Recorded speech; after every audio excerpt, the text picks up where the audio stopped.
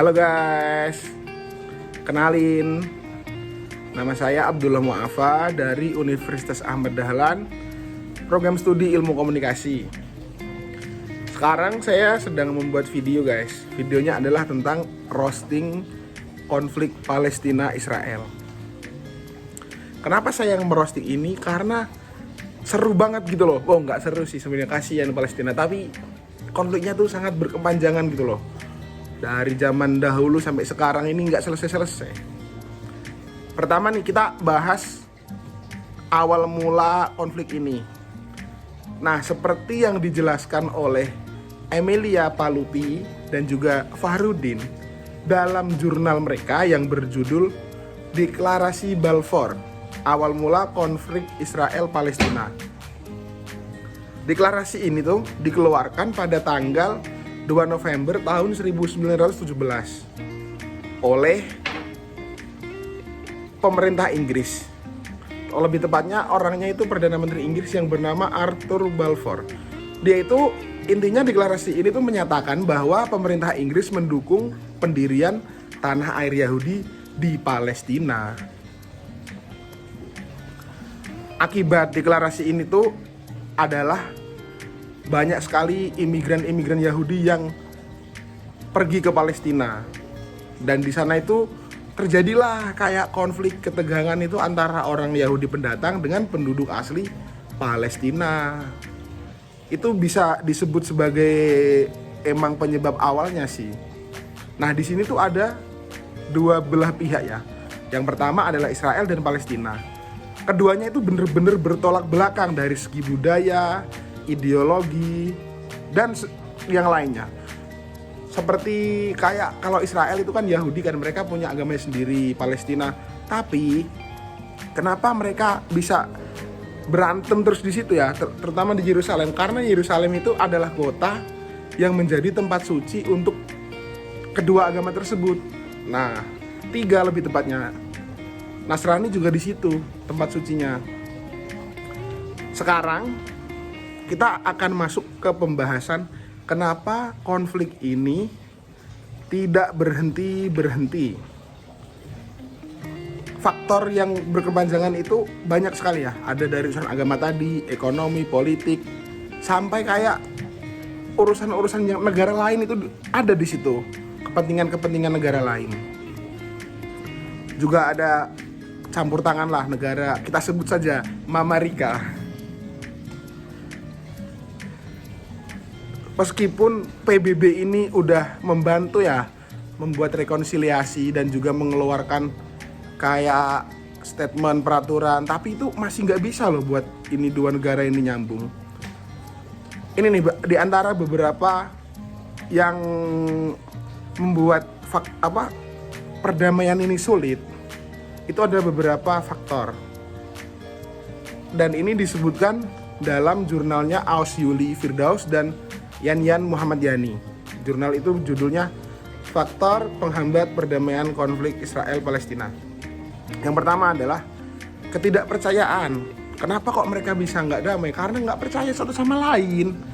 Mereka itu kayak udah terlanjur musuhan lama, jadinya masa damai sih, ntar tiba-tiba yang satu nyerang. Nah kayak gitu. Kedua, kekerasan. Karena kan udah ada banyak nih korban dari kedua belah pihak, jadi kayak ada dendam gitu loh. Terus juga ada faktor Yerusalem itu yang menjadi kota suci bagi kedua belah pihak.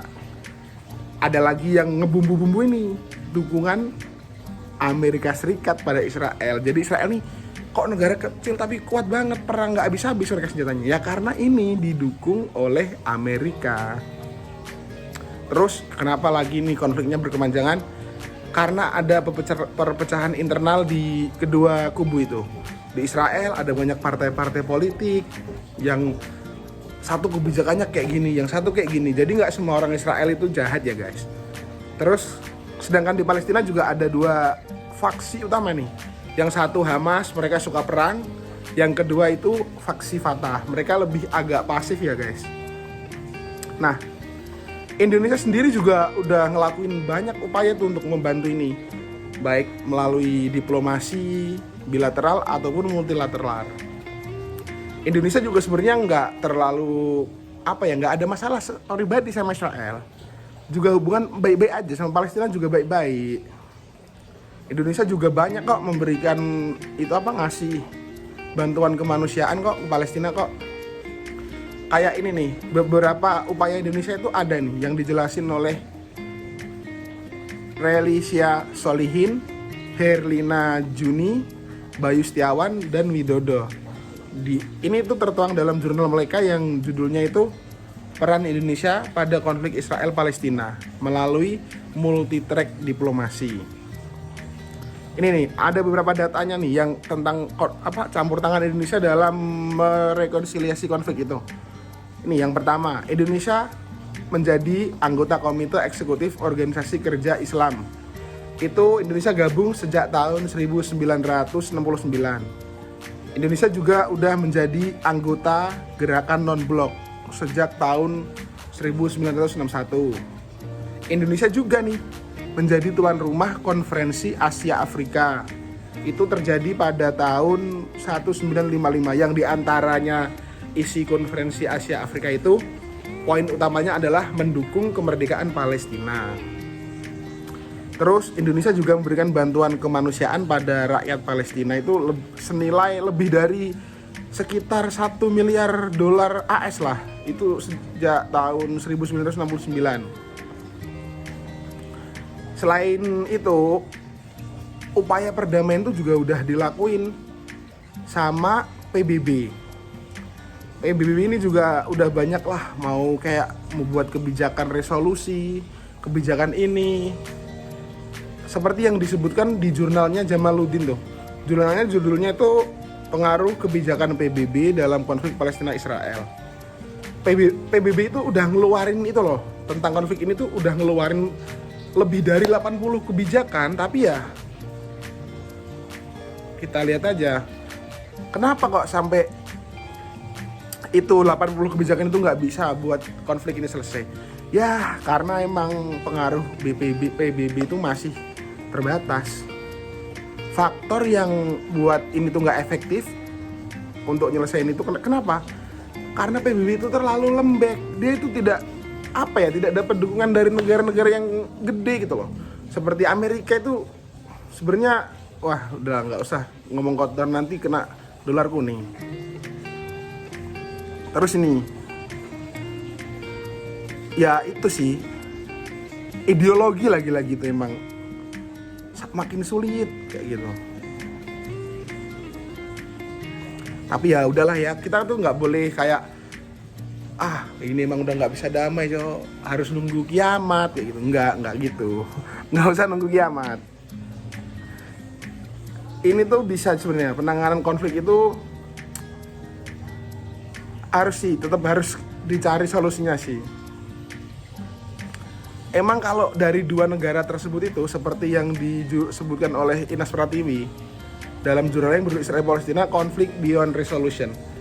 Emang itu susah kalau cuma dua negara itu ketemu terus berdamai, itu susah. Harus ada yang pihak ketiga yang punya kekuatan besar itu memaksa mereka berdamai. Damai nggak lu? Damai nggak gitu. Kalau ini ya, kalau saran saya dalam penyelesaian konflik, PBB sebagai organisasi terbesar di dunia, PBB itu harus punya ini plan yang gede. Dia itu harus pokoknya jadi pemerakasannya gitu loh. Kalau dalam konteks komunikasi organisasi, PBB itu harus membuat pemahaman, koordinasi, konsensus di antara negara-negara yang jadi anggotanya. Harus membuat aspek kritis, melaksanakan strategi itu begini, itu harus dikoordinasikan semuanya untuk dia itu biar mendapat dukungan global untuk nyelesain konflik ini. Kan yang terjadi sekarang kan belum. PBB itu masih cuma kayak dia ngeluarin ini, tapi negara gede nggak dukung. Akhirnya kebijakan itu nggak jadi.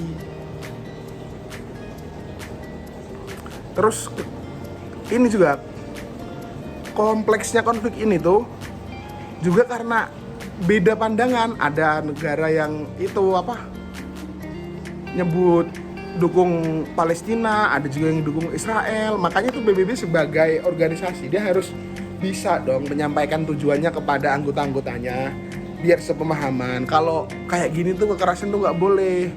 Semua orang itu terlahir merdeka, jadi harus merdeka, jangan diambil hak kemerdekaannya itu. PBB juga harus kayak itulah, menggandeng lembaga-lembaga kayak UNESCO, terus Dewan Keamanan, agar itu lebih efisien, biar bisa kontrol. Kayaknya PBB ini agak pasif deh. Dia itu sebagai organisasi besar itu tidak bisa memenuhi kebutuhan anggota-anggotanya. Padahal kan salah satu tujuan organisasi kan mewujudkan tujuan bersama para anggota organisasi. Terus kritik saya satu lagi tuh, PBB harus transparan dalam mengomunikasikan upaya penyelesaian konflik. Ya dipanggilin lah itu semua negara, aku tuh maunya kayak gini loh, Palestina Israel tuh kayak gini, di masalahnya ini, terus dikasih ini, dan itu harus anggota semua itu dikasih pemahaman biar mereka itu bisa mendukung apa yang dilakuin sama PBB. Nah, kan sekarang ini teknologi udah maju ya, harusnya itu PBB juga mengampanyekan kayak perdamaian itu menggunakan sosial media atau apa kayak gini. Dia bikin kayak Twitter lah, kayak Elon Musk yang nge-tweet ini langsung dilihat orang terus diikutin. PBB gitu tweet, nah Save Palestine gitu misalnya, PBB nge-tweet kayak gitu. Ya udahlah. Tapi kayaknya emang itu sih, PBB ini problematik, dia itu terlalu disetir oleh Amerika. Kayaknya organisasi PBB ini cuma ngikutin apa kata Amerika aja. Tapi ya gimana lagi bro, Indonesia juga nggak ada itu kok. Kita pernah masuk jadi Dewan Keamanan aja itu kayak yang khusus, nggak tetap. Yang tetap kan Amerika itu, dan kebanyakan tuh emang dukung Israel. Di situ tuh kayak konflik Israel Palestina itu dipelihara gitu loh, biar mereka itu dapat duit.